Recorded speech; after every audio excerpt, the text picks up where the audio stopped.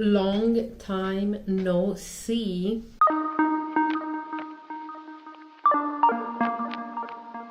I'm just gonna do it.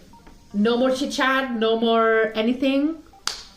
Hello, my name is Vero, this is Vero Reads, and today I will be sharing with you what I read in the month of January. So, a wrap-up. I don't think I've ever done a wrap-up. Maybe I have, I don't actually remember, but I find it very hard to wrap up what I read, especially if I've read a lot in a month. And in the month of January, I read way more than usual. I never know how much to talk about a certain specific book. Should I just do a book review? Should I just go in depth into the plot? Is it just my opinion? Is it a more objective thing? I never know. So I would appreciate some feedback. If you can tell me in the comments after this video what you thought of it, what do you usually expect from a wrap-up, why you watch wrap-ups, I would appreciate it. I have my notes here. I tried to film this video twice already without any type of notes or bullet points or anything, and I made an hour and a half long video where I said basically anything and nothing at all.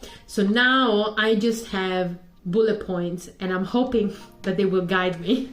The first book I read for the month of January was The Little Prince by Antoine de Saint-Exupéry. It's a modern classic. I read it for my short classics book club. It talks about this pilot that's a fictional version of the author that crash lands in a desert, and whilst being stranded in this desert finds out of nowhere a child called the Little Prince that says that he's from a different planet. It's the story about the Little Prince's adventures through space and time. The thing I love the most about this book, and the thing that was really good for the book club, is that it's very, very short, but it's jam-packed with themes. It talks about how to love properly, how we can learn to love people in the way that they deserve, in the way that they need, instead of loving them in a way that serves us. It talks about childhood and adulthood, but what I really like about it is that it talks about these two concepts not just as a progression from one to the other, but almost as a dichotomy. You're either a child or an adult, and you need to work really hard to, when you're growing up, to maintain your childlike aspects. And there's a lot of reflection on why do grown-up forget how it is to be a child, and is that good, is that bad, is that something that protects them or that hurts them in the end? We as the reader, what do we choose? Do we want to be the adult or do we want to be a child? There's a lot of great commentary on really universal themes. It's really well written. I would recommend it to everybody. You can read it in literally like a couple of hours because it is that short. The illustrations are amazing. It's funny, it's moving, it's really sad at times, but also really hopeful throughout. I would really recommend it. After The Little Prince, I read If You'll Have Me by Yoni. This is a graphic novel, a romantic graphic novel that I had on my list for a while. I got it for Christmas and finally I read it. I read it in one sitting. I couldn't stop reading it. It's so sweet, so swoon-worthy. It talks about these two characters and how they meet and fall in love and find themselves through the relationships that they build throughout the graphic novel. The art style is amazing. I really, really love it. It's so cute and whimsical and expressive and funny. There is a lot of flashbacks, and I love how the flashbacks are. So for example, this is a flashback and then this is present day. So it's really good.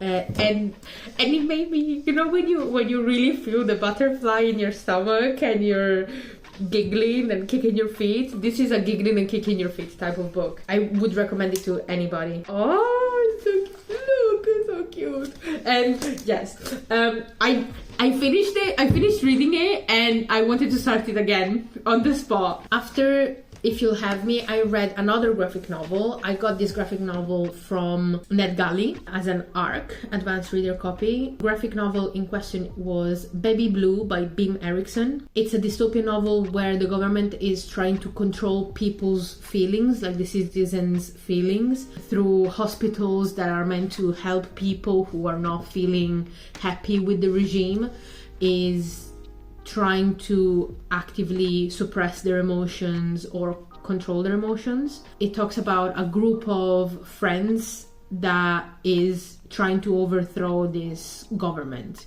I have to say it was a very superficial novel. It's less 1984 and more uglies in terms of how it deals with the dystopian themes. It was okay, it had a really nice art style, very minimal, but in terms of the actual story and characters, it is a bit superficial and a bit one-dimensional.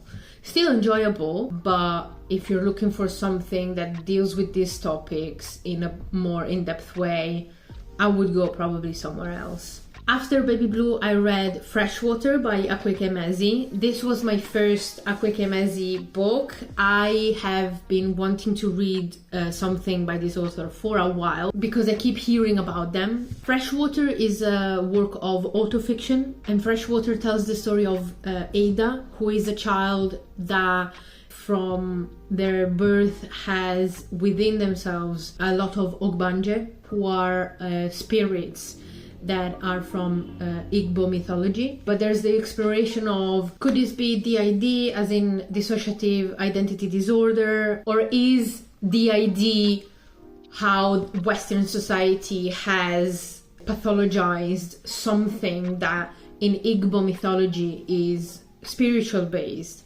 I really love the conversation of that, of science is a way we have to understand what other people use spirituality to understand. And it's I think it's pretty clear that it is distinct in nature. The author says explicitly, no, this is not dissociative identity disorder. This is something that's linked to my culture and to my spiritual journey. But the character themselves, we are shown their journey to understanding this part of themselves, which was really, really compelling.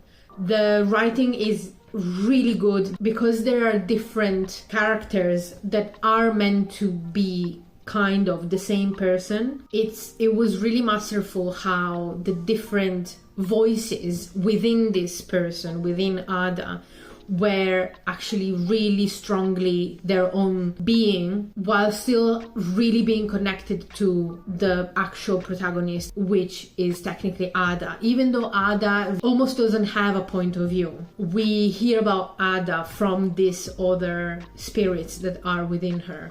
I love the mythology of it, how we went on a journey with the protagonist to understand this spirituality, to understand this mythology, to understand these roots that they had. I love that it was a queer exploration, because we see this protagonist going through a self-accepting journey, dealing with gender identity, sexuality, and finding themselves not just as an Ogbanje, but also as a non-binary person and a queer person. One thing that I want to say is to check the content warnings, because even more than the spiritual exploration and the queer exploration of the protagonist, we follow their journey through healing after sexual trauma. That is, I want to say, probably the majority of the book is how they deal with having been abused. So it's really important that you go in knowing what to expect. I will definitely read more by Akweeke Emezi.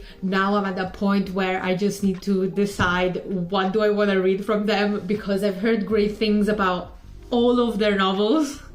I've heard great things about Pet, Bitter, Little Rot. Do you have any recommendation? If you've read more by them, tell me which one I should go to next, please. After Freshwater, I read Home Office Romance by Kintatsu Yamada. During COVID 2020 lockdown, two neighbors working from home find each other and start their love story. This book is, first and foremost, I want to say, incredibly romantic. Like, as with If You'll Have Me, butterflies, kicking your feet and giggling type of vibes. The two main characters have incredible chemistry. Lately, I've been trying to read a lot of romance books, and I have to say that most of the time I have to DNF because the main characters have zero chemistry.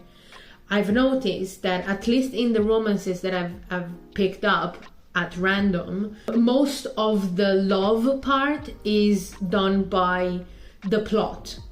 As in, these two characters are put together in these very traditionally romance-coded situations, and so they fall in love. But I never root for them because they don't give me anything as a couple. They don't give me anything as two people who I want to see together. In this graphic novel, you just want to see them together. You just want to see them finally be able to be together. And then when they finally can, it's so heartwarming, and you can see them getting to know each other and building a relationship through distance. Even though they are so close together, they are so far apart. It's on their chemistry, on how they fit together.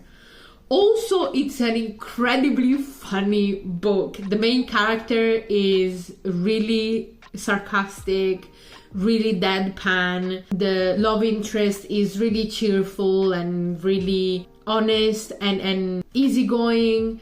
And it creates a really good dynamic that leads itself really well to some one-liners that I still think to this day. It was a great read. As I mentioned, it is set during the 2020 lockdown, so I understand that it might not be for everybody, but otherwise I would highly recommend it if you wanna be swept off your feet and laughing your ass off. After that, I read a poetry collection, my first poetry collection of the year, because one of my goals was to read graphic novels, check, and one of my goals was to read poetry, check. The poetry collection I read is called Chick and is by Hannah Lowe. It was published in 2013 and I read it via the library. Organically, I was looking at the poetry section and I found it and I read it. I don't know if it's because I don't know anything about poetry or if mine is a legitimate opinion, but it didn't resonate with me as much as other poetry collections that I read after that. It talks about London and the family dynamics of this woman and how she relates to her father that was absent during her childhood and is now dead, and also London life, especially working class London. I did enjoy it, but again, it didn't leave me breathless or anything. After that, I read a collection of short stories called Magic Has No Border, edited by Sona Charaipotra and Samira Ahmed. This is a collection of South Asian stories. It's young adult, or for younger readers anyway, and it is fantasy as well. It's inspired by South Asian folklore and mythology. I loved this. I really, really loved this. Of course, like with any short story collection, there are some stories that hit more and some that hit less, but there was not one story that left me bored or unsatisfied. I had some stories that I loved and I think about to this day and influenced me as a reader and as a consumer of literature. And then there are some stories that were enjoyable. So that's the spectrum. It's not, oh, it was shit, oh, it was amazing. It's, oh, it was nice and it was amazing. There are some renowned names as well. For example, there is Sabaa Tahir, wrote An Ember in the Ashes. I haven't read that series, but I hear that it's really renowned in the fantasy sphere. Oh, and also another thing is it has illustrations before each story. There's an illustration that is by different artists and there's a lot of different vibes. As a book, amazing. Like, as in, like, everything about it, the stories, the authors, how it was edited, how it was put together. At the end of each story, there is an author's note that sometimes gives you the context of the story or the mythology behind it, and everything about it I loved. Similar, after that I read Roots and Legends, Folktales from African Culture. That was an arc from Ned Gully. It has a similar vibe to Magic Has No Borders. Again, it's folklore stories, this time from Africa and the US diaspora. I really liked the stories themselves. They reminded me a lot of classic fables with talking animals and trickster gods and archetypical figures. I really loved the stories. The thing I didn't particularly like was how it was edited together, because much like with Magic Has No Borders, there were some editor's notes at the beginning of the story, but they were really frustrating because they either gave you some great context and backstory to the story, or they gave you just the plot of the story you were about to read. So that was really frustrating, because on one hand I really wanted the context and backstory, but I didn't want the synopsis of what I was about to read, like a 3-page story that I was about to read. So every time I went in 50-50, either or, and I was disappointed a lot of the time. But the story themselves were really, really good. Next, I read All the Names Given by Raymond Antrobus. I got it from the library, and I got it because Raymond Antrobus was highly recommended by Olivia over on Olivia's Catastrophe.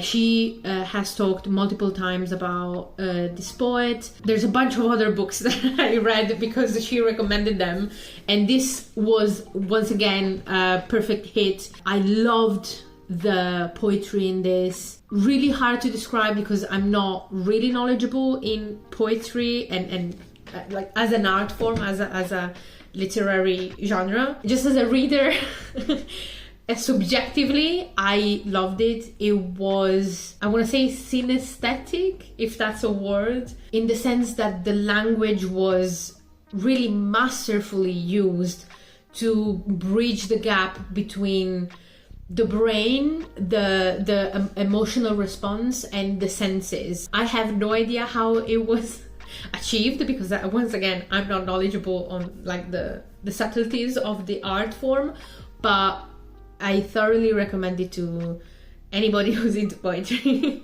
so they can give a better review than I can. Speaking of poetry, after that I read A Blood Condition by Caio Cingoni. I got this from the library as well. I got this because I heard Katya from Page Turners with Katya talk about it. I get a lot of recommendations from Katya as well. I really, really love this poetry collection. It felt like it really touched something within me. It might be because I could more clearly see the techniques used, and like it was plain to see how it was kind of like seeing somebody play an instrument and understanding how great they were at playing it instead of just enjoying the music that was being played. There's this small collection within the poetry collection that's called Original Sin, and the way it's written and the imagery used and the rhetorical devices were so pleasant and impactful at the same time.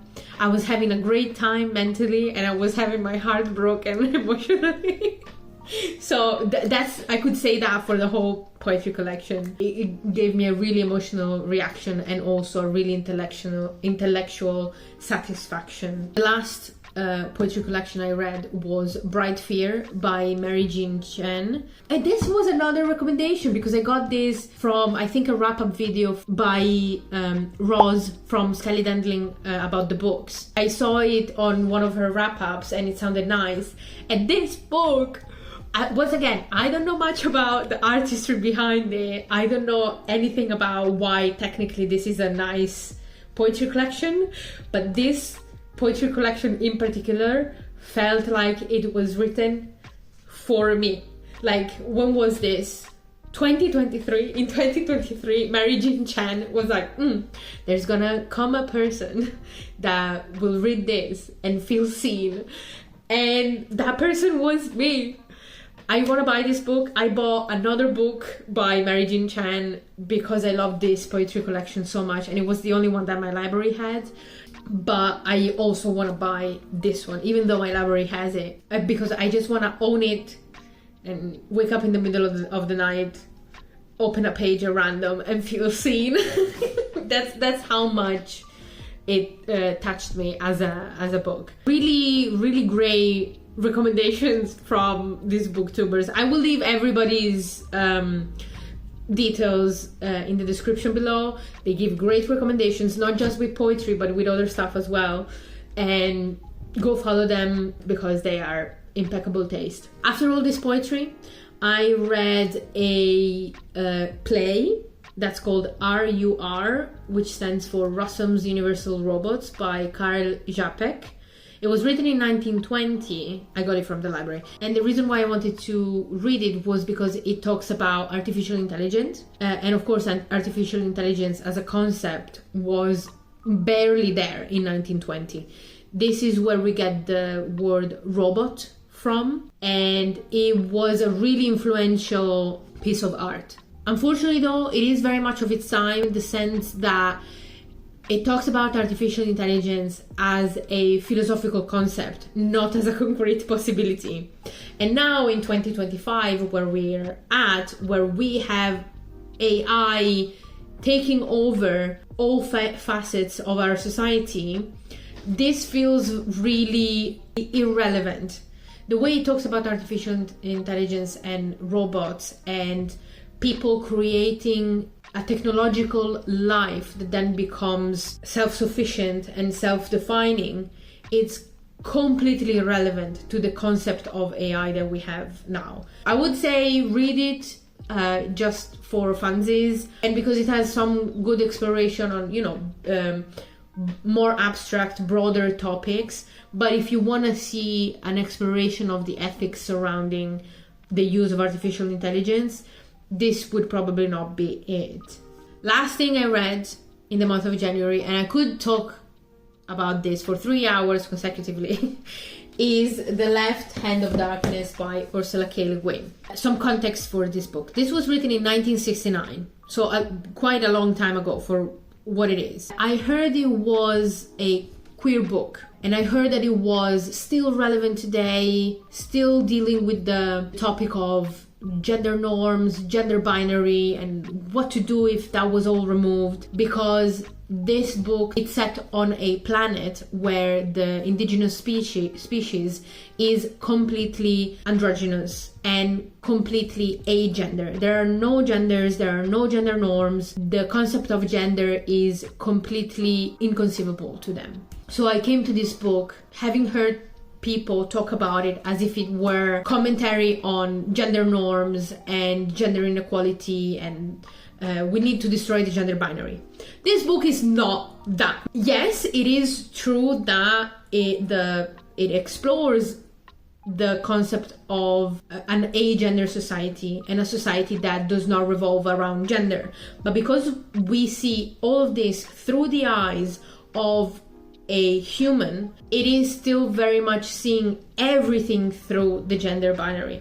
This is a very heteronormative book. It is a very cis-normative book. So at the end of reading this book, I felt really conflicted because I thought, am I reading it wrong? Is there something wrong with me that I read this book and it feels not enough? It feels, even though this was written in 1969, what should I expect? Am I wrong in thinking that this is very conservative for what it is? But then I went ahead and read the introductions. There's introductions from 3 different people, one of which is Ursula K. Le Guin. I've read interviews that Ursula K. Le Guin has done years after the publication of this book. And no, yes, it is true that this book is not enough.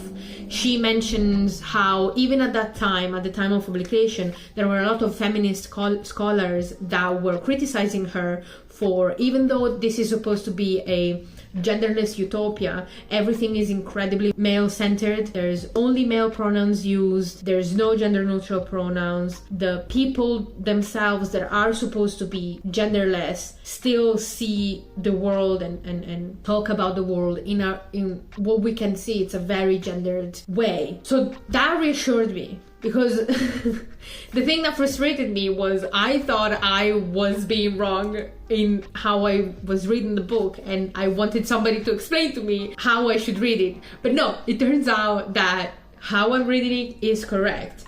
This is a stepping stone in how literature explores gender theory and gender norms and feminism and queerness, transness.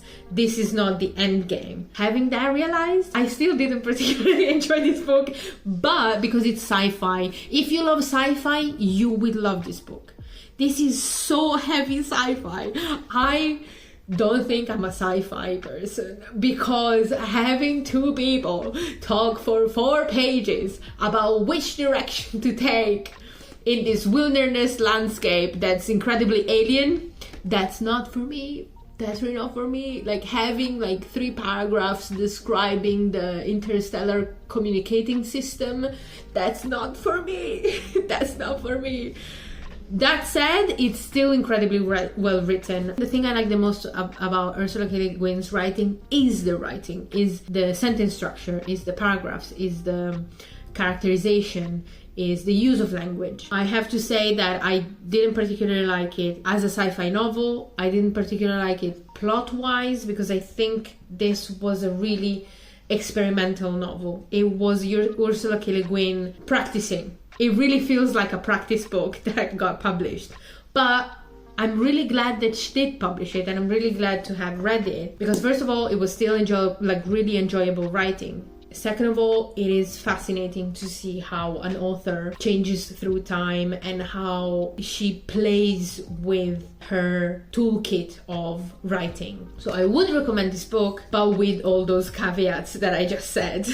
This was my January wrap-up. Thank you so much for listening to me ramble. Please let me know, how do you like your wrap-ups, so I know how to do them better in the future. And I'll see you in the next video. Bye bye!